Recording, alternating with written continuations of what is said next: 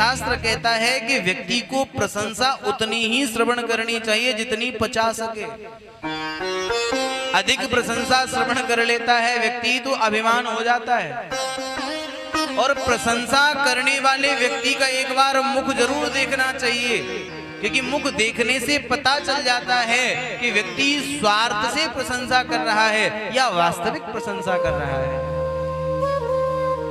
क्योंकि प्रशंसा जो है, अधिक प्रशंसा अभिमान का कारण बन जाती है। अधिक प्रशंसा से अभिमान का जागृत हो जाता है, अभिमान आ जाता है। इसलिए रामचरितमानस के दो पात्र सदैव प्रशंसा से दूर रहते हैं, श्री भरत जी महाराज और श्री हनुमान जी महाराज। और इनकी प्रशंसा करने वाला कोई साधारण व्यक्ति नहीं, इनकी प्रशंसा तो साक्षात जगन्नाथ, साक्षात श्री रामचंद्र जी महाराज ने इनकी प्रशंसा करी।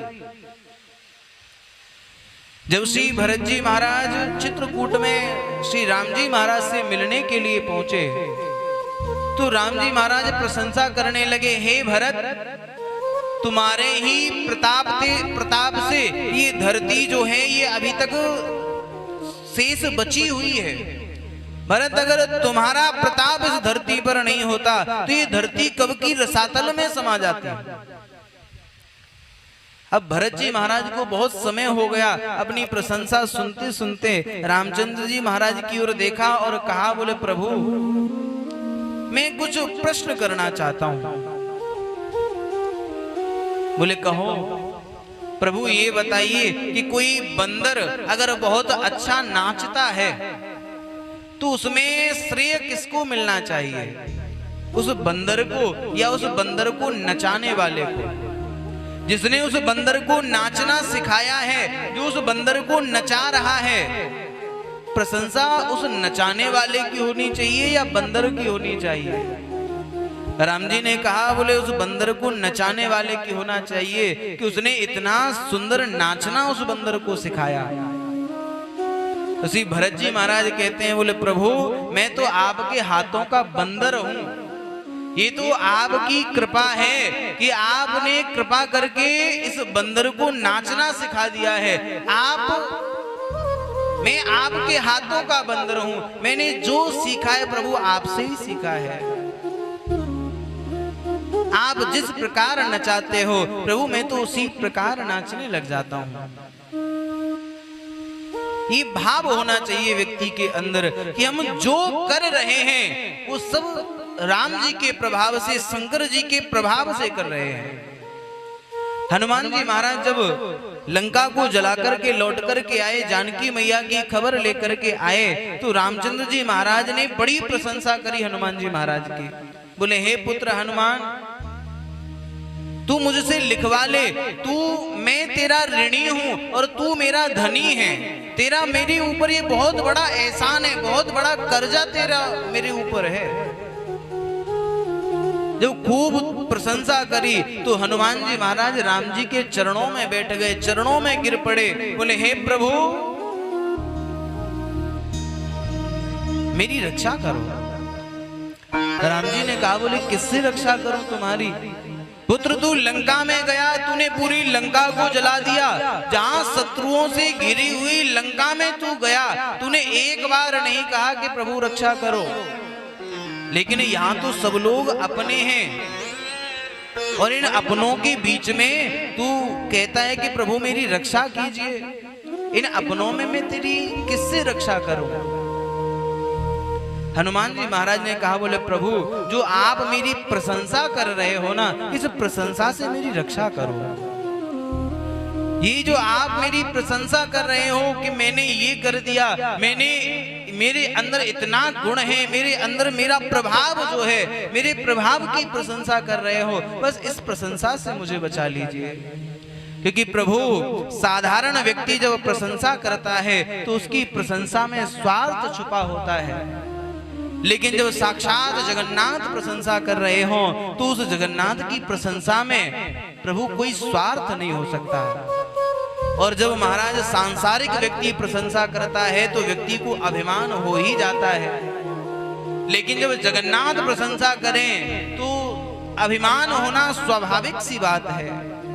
प्रभु आप मेरी इस प्रकार प्रशंसा करोगे तो मुझे अभिमान हो जाएगा, और जब अभिमान हो जाएगा तो मुझे गिरना पड़ेगा, मेरा पतन हो जाएगा, और जब पतन होगा तो मैं नीचे गिरूंगा। और प्रभु जब मुझे गिरना ही है तो आपके चरणों से सुंदर स्थान और कहां हो सकता है। अगर मुझे गिरना है तो मैं आपके चरणों में गिरूं।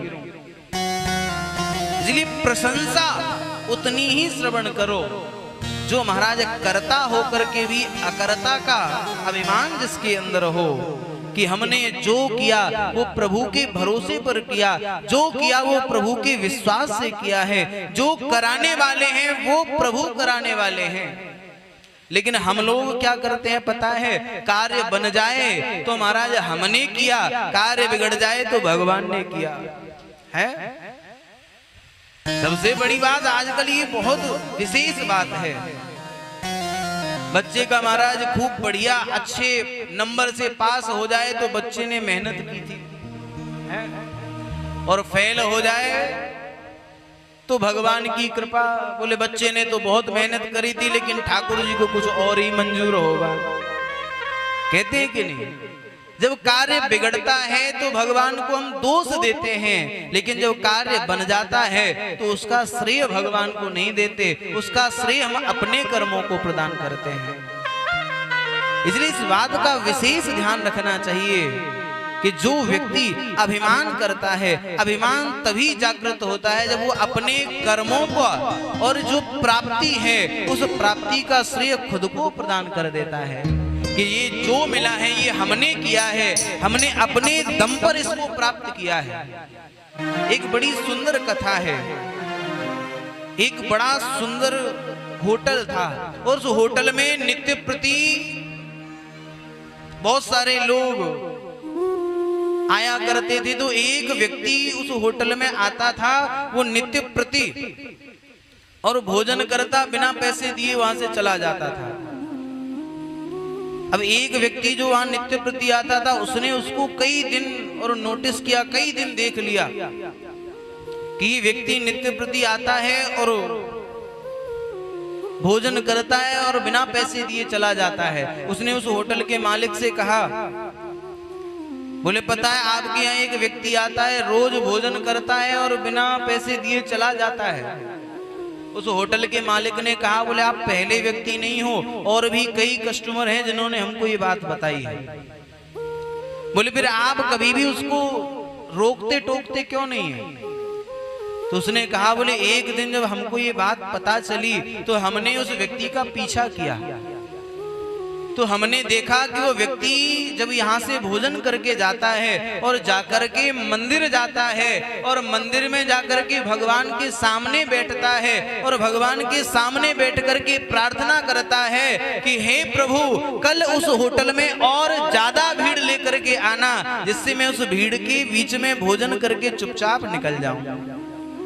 उस व्यक्ति ने जब ये बात सुनी तो विचार करने लगा, बोले हमको ये लग रहा था कि हमारी मेहनत की वजह से होटल चल रहा है, लेकिन हमें ये नहीं पता था कि इस मेहनत के पीछे किसी की दुआ भी लगी हुई है। इसीलिए महाराज हमने उसको रोका टोका नहीं। इसलिए व्यक्ति को लगता है कि केवल हमारी मेहनत ही है, लेकिन प्रभु कृपा, किसकी दुआ, किसका आशीर्वाद हमारे कार्य आ जाए, किसके आशीर्वाद से महाराज हमारा कार्य बन रहा है, ये व्यक्ति नहीं जान पाता।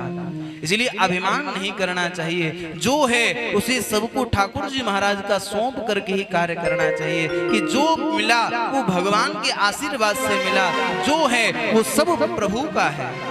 और जो व्यक्ति इस प्रकार सब कुछ प्रभु को सौंप करके कार्य करता है ना, उस व्यक्ति के जीवन में न तो कुछ प्राप्ति का प्रसन्नता होती है और न ही कुछ छिन जाने से गम होता है। इसलिए इस बात का विशेष ध्यान रखना चाहिए।